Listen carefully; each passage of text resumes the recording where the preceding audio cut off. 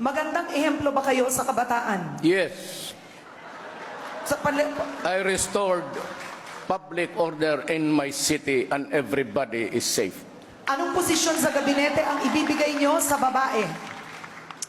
Tourism, pati, well, if she is really bright, finance, any Name your position. top campaign contributor. Sino siya? Nasa bukid, ma'am.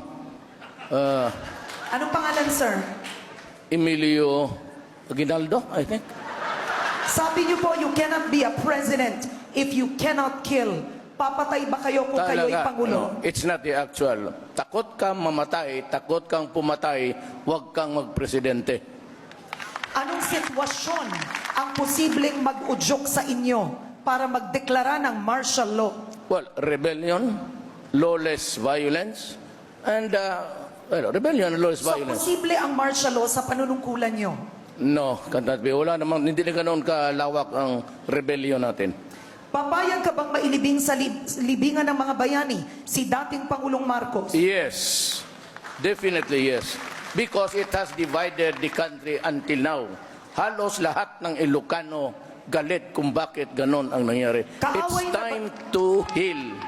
Kaaway na ba natin ang Amerika kapag kayo'y naging Pangulo? Sila lang mga nag-aaway. It was a response to a question coming from media.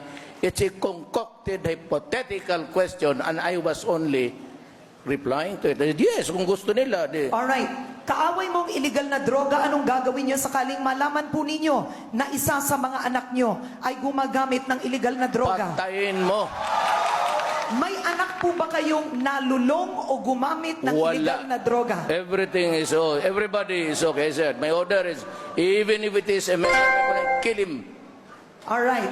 Yung babala nyo po sa mga drug syndicate na hindi tumitigil sa kanilang ano. Hindi ako nakikipag... Bahala kayo sa ginagawa niyo. Basta tuloy-tuloy lang kami. Aabutan din namin kayo. Maliit lang ang Pilipinas. Thank you, sir.